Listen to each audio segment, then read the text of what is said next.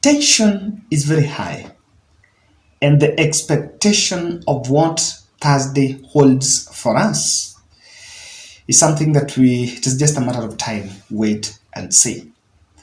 I had some very informal conversation by some of our members of this channel. Someone asked me a question that I want to help us answer here. What do you think is running in Raila Odinga's mind? The most difficult thing as we speak now is how to be the person Raila Odinga. Welcome to the bold analysis. I want to promise you this will be a very interesting analysis, so make sure you watch to the end. Make sure you subscribe also and share our videos for those who share to different people.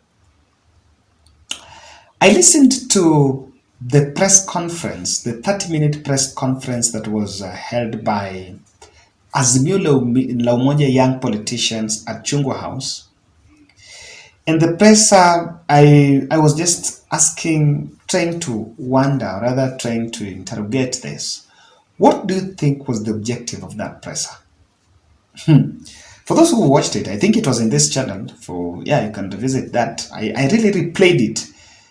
It was 30-minute video, but I really replayed it so that many people would still get an opportunity to watch it. And I realized that Azimio seems to have picked something that I have been advocating for in my podcasts. And I was holding a position that it was high time that Azimio drops the legitimacy question or stolen victory question and just pick the cost of living as the question in the public.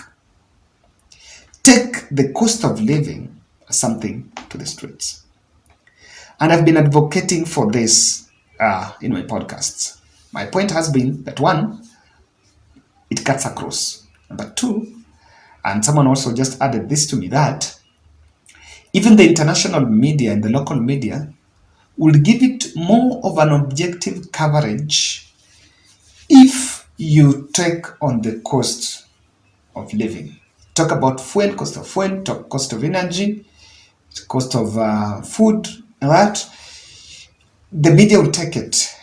But on the stolen victory, it has a lot of firewalls. You'll be told about Supreme Court, you'll be told about that. You'll be told about the whistleblower. It doesn't hold. It lacks the constitutional strength even to make a very good commentary, to compile a very good story in social in media. I can tell you, as someone who has been to a newsroom, it's a difficult one. And to talk to journalists, you'll understand that hiyo story ni ngumu sana kufanya. The story about the stolen victory, it's very difficult. You cannot go and splash 8.1 million in the screens there. Raila got 8.1. It's difficult.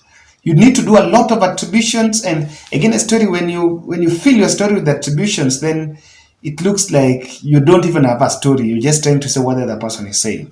You seem to lack your objectivity. Now, what do you think is running Raila Odinga's mind? Let me take you back to 2017. Opinions were divided, even within Raila Odinga family, whether to attend the swearing in on 31st of January in Nyayo Stadium, in Uhuru Park. And I remember, who was that? I remember Wanjigi saying that they were meeting with Raila even before. The card was kept close to the chest. Raila had to go to Uhuru Park past the 2 p.m. a little bit late. The Bible remained with someone in the car. I think that was Winnie. Miguna rushing to pick that Bible and making sure that he swears with the Bible.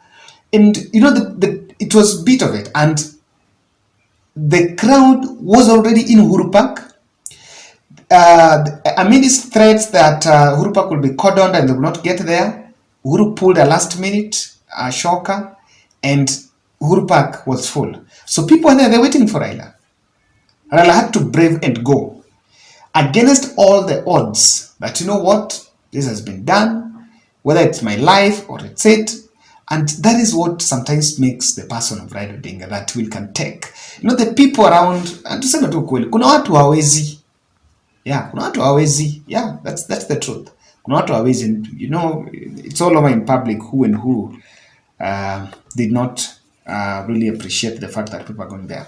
So, that seems to be the situation now. And today's midnight is a very important night for, not today night, but it's a very important time for Raila. Let me tell you the stakes. I think the stakes are very important, and that is what is running now in the background.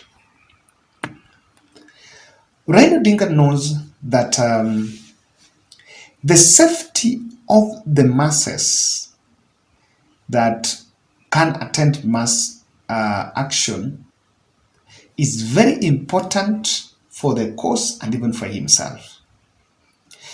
Having come from a handshake kind of mood, it will not be prudent to see people losing lives. I think we've grown from that, and that's what he wants to, of course, maintain, that he has grown from that. Even after all this action, there is life. So, the reason why security, rather the safety of the young people, is a big challenge for him is because while this is something that is important, but sadly, it's on Ruto's responsibility, and he's not sure. He's unsure whether Ruto will step up and actually protect these young people. This is the most difficult part to control. I remember in 2017, I covered Raila Odinga's tour from America, Kikuja. I was a camera person. So around Airtel, pale ukitoka Mombasa Road hapo mbele. Around Airtel is where things broke loose. There were some two gentlemen. Moja walikuwa wamevaa nguo za, they were men, but they were putting on nguo za wamama. I think that was tactically for them to identify themselves. Now these people were part of the crowd, but they seems to be the ones that were moving with the crowd.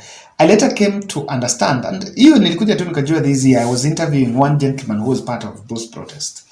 By then, akaniambia that those two people were from Kondele. So they were coordinating it a bit. And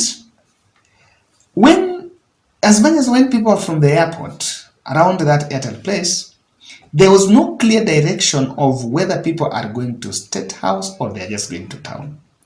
Remember, the person that was bestowed with that responsibility was Miguna. So there was some sort of confusion between, I can tell you, and people who know very well, people who are a little bit informed will agree with me on this story. If you've been following, you realize that there was some confusion between airport to town. Kwamba, are people going to town, or rather, are people going to town or people going to Statehouse? That confusion emerged. And I even know that, I think even within the security ranks, we've been trying to talk to some few people around that. You never knew, there was no problem. Unajua hata tear gas zikaisha, maji ikaisha, polisi wamechoka. You're like, now what are we going to do?